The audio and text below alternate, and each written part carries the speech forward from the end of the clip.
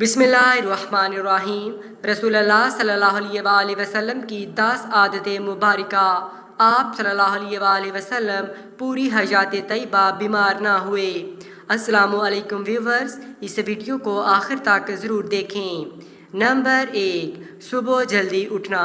रसूलुल्लाह सल्लल्लाहु अलैहि वसल्लम सुबह बहुत जल्द उठ जाया करते थे, बल्कि ऐसी कोई रिवायत नहीं मिलती कि आप सल्लल्लाहु अलैहि वसल्लम की तहज्जुद भी कभी क़ज़ा हुई हो।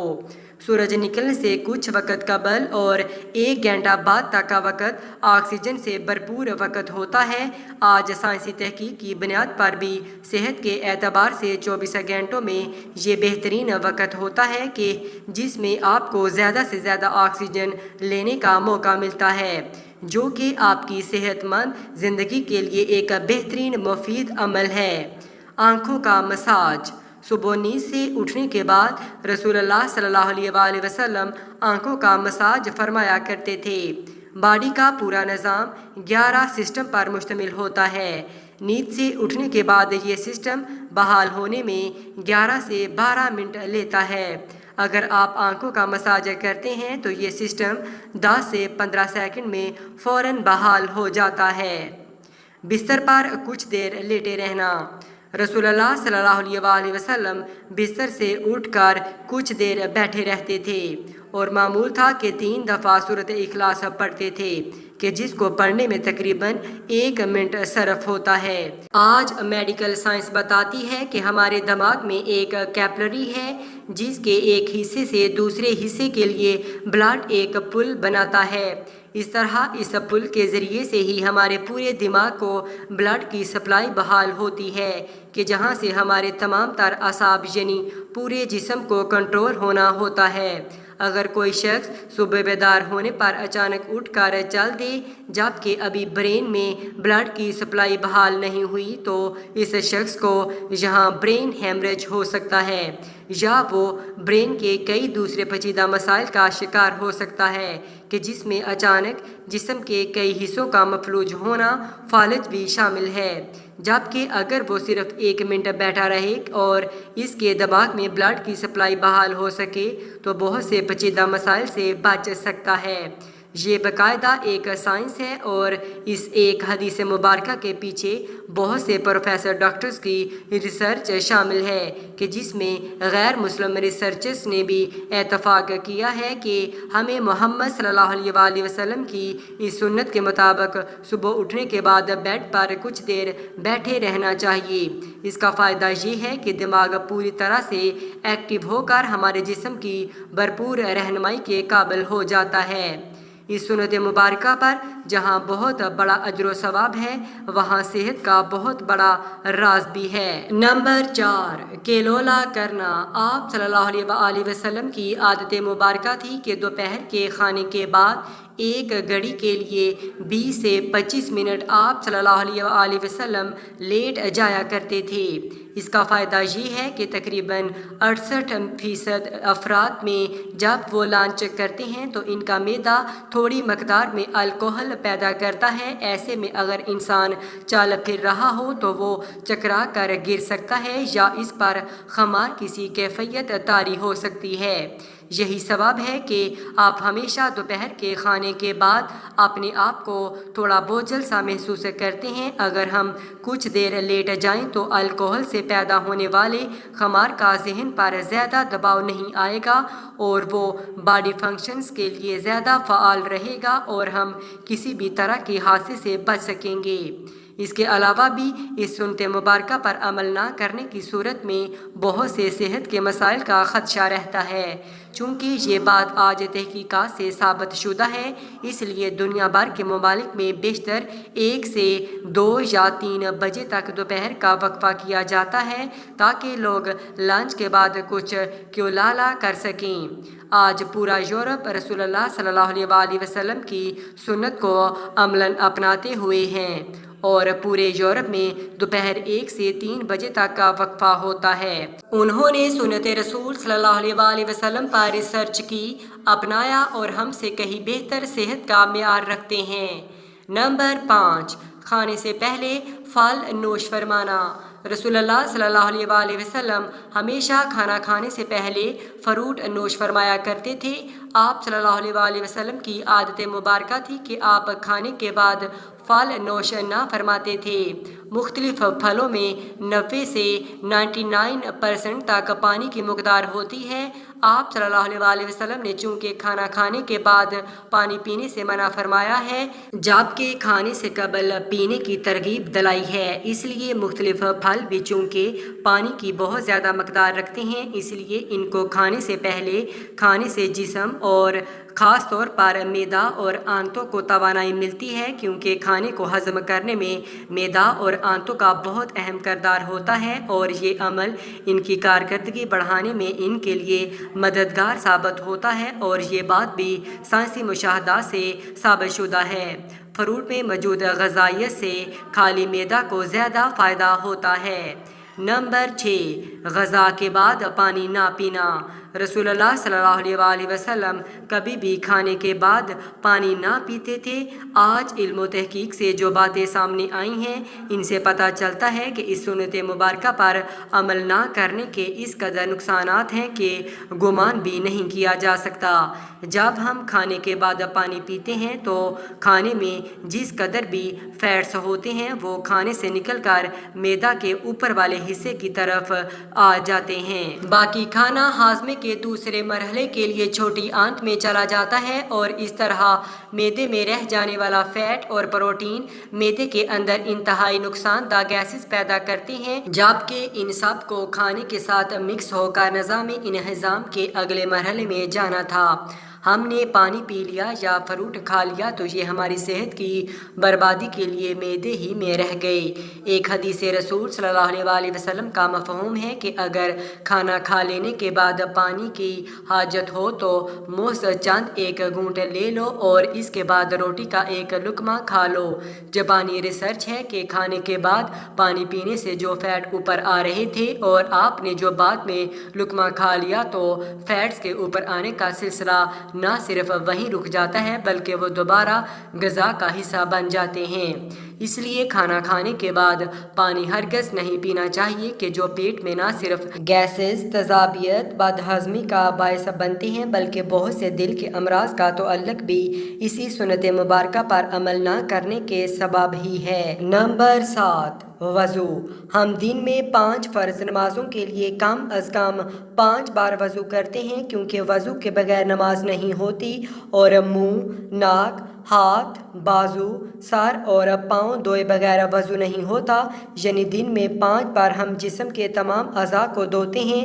وضو میں ہم جسم کے تمام ظاہری اعضاء دھوتے ہیں کہ جن پر مٹی اور کاربن لگ جاتی ہے۔ آج سائنسی مشاہدات یہ بات ثابت کرتے ہیں کہ جسم کے جن اعضاء پر مٹی یا کاربن لگ جاتی ہے تو اگر ان کو صاف نہ کیا جائے اور وہ جسم کے اس حصے پر زیادہ دیر رہنے لگیں تو ان اعضاء اور دماغ کا کنیکشن کمزور ہو جاتا ہے، یعنی جسم کا اعصابی نظام کمزور ہو جاتا ہے، چونکہ وہ مسلسل دماغ کو یہ پیغام بھیج رہے ہوتے ہیں کہ جسم پر کوئی چیز آ گئی ہے اور اس کی صفائی کا اہتمام کیا جائے۔ اگر ایک شخص صبح منہ دھوتا ہے اور اس کے بعد شام میں آ کر دھوتا ہے تو اس کے اعضاء اور دماغ کا تعلق کمزور پڑ جاتا ہے کہ جس سے بعد میں وہ بہت سے اعصابی مسائل کا شکار ہو سکتا ہے۔ اسلام کم از کم دن میں 5 بار آپ کے اعضاء کو صفائی کا بندوبست کرتا ہے اور جمعہ کے روز ناخن، زیر ناف اور بغلوں کے غیر ضروری بال کاٹنے سمیت مکمل صفائی کا اہتمام کرتا ہے۔ رسول اللہ صلی اللہ علیہ وآلہ وسلم نے نہ صرف ایسا کرنے کا حکم فرمایا ہے بلکہ یہ سب آپ صلی اللہ علیہ وآلہ وسلم کی سنت مبارکہ کا حصہ بھی ہے۔ نمبر 8، جلد سونا۔ رسول اللہ صلی اللہ علیہ وآلہ وسلم کی ایک اور عادت مبارکہ یہ بھی تھی کہ آپ صلی اللہ علیہ وآلہ وسلم رات جلد سو جایا کرتے تھے۔ عموماً آپ صلی اللہ علیہ وآلہ وسلم نماز عشاء کے فوراً بعد سو جاتے تھے، یعنی رات جلد سونا اور صبح جلد اٹھنا آپ صلی اللہ علیہ وآلہ وسلم کے معمولات میں شامل تھا۔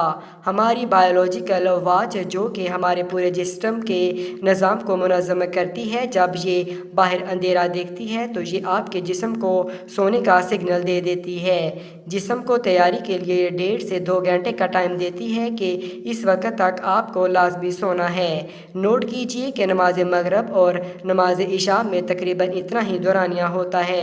اس کا فائدہ یہ ہوتا ہے کہ آپ کے جسم کے اندر بائیولوجیکل واچ کے تحت ایک ڈاکٹر جاگ جاتا ہے جو آپ کے پورے جسم کی مینٹیننس کرتا ہے۔ اگر کہیں زخم آ گیا ہے وہ اس کو ریپیئر کرے گا، اگر جگر یا کسی اور اعضاء میں کچھ مشکل ہے تو اس پر کام کرے گا، بلکہ سونے کے بعد سب سے پہلے جگر پر ہی کام کرتا ہے۔ اور جو جگر کے مریض ہیں ان کے لیے یہ رائے بھی ہے جہاں وہ اپنا علاج کرا رہے ہیں وہ اپنی جگہ لیکن اپنے نیند کے نظام کو بہتر کر کے اپنے جسم کے ڈاکٹر کو علاج کا موقع دے دیجیے اور پھر اس کے ثمرات دیکھیے۔ رات 10 بجے سے 12 بجے تک جگر اور اس کے ارد گرد کے اعضاء کی مینٹیننس ہوتی ہے اور اس کے بعد درجہ بدرجہ پورے جسم کی مینٹیننس ہوتی ہے اور یہ عمل روزانہ کی بنیاد پر ہوتا ہے۔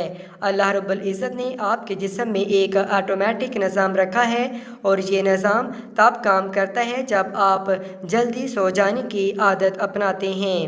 عہد جہالت میں عربوں میں ایک رواج تھا کہ رات کے کھانے کے بعد ان کے ہاں شعر و شاعری اور دیو ملائی کہانیوں کی محفلیں ہوتی تھیں جو رات کے 2 بجے تک چلتی رہتی تھیں، اور اس ماحول میں رسول اللہ صلی اللہ علیہ وآلہ وسلم کا رات جلدی سونا بھی ان کے نزدیک ایک قابل اعتراض عمل تھا۔ یہ تو عہد جہالت تھا، لیکن آج ماڈرن ایج کا دعویٰ کرنے والے ہم مسلمانوں کے ہاں بھی دیر تک جاگنے کو نہ صرف قابل اعتراض نہیں سمجھا جاتا بلکہ کچھ حد تک تو قابل فخر بھی جانا جاتا ہے۔ عہد جہالت کی محفلوں کی جگہ آج ماڈرن انٹرنیٹ اور سیٹلائٹ ٹیکنالوجی نے لے لی ہے، لیکن جلد سونا رسول اللہ صلی اللہ علیہ وآلہ وسلم کے معمولات میں تھا کیونکہ جسم کے اندرونی ڈاکٹر کی افادیت سے واقف تھے، اور یہی وجہ ہے کہ پوری حیات مبارکہ میں رسول اللہ صلی اللہ علیہ وآلہ وسلم ایک لمحے کے لیے بھی بیمار نہ ہوئے۔ نمبر 9، مسواک کرنا۔ رسول اللہ صلی اللہ علیہ وآلہ وسلم مسواک کو بہت پسند فرماتے تھے اور خصوصاً دن میں 5 دفعہ ہر نماز میں وضو کے ساتھ تو ضرور اس کا اہتمام فرماتے تھے۔ اس کے علاوہ بھی جب گھر تشریف لاتے کسی محفل میں حاضری سے پہلے غرض موقع بے موقع مسواک کا اہتمام کرتے اور مسواک کو بہت محبوب رکھتے تھے۔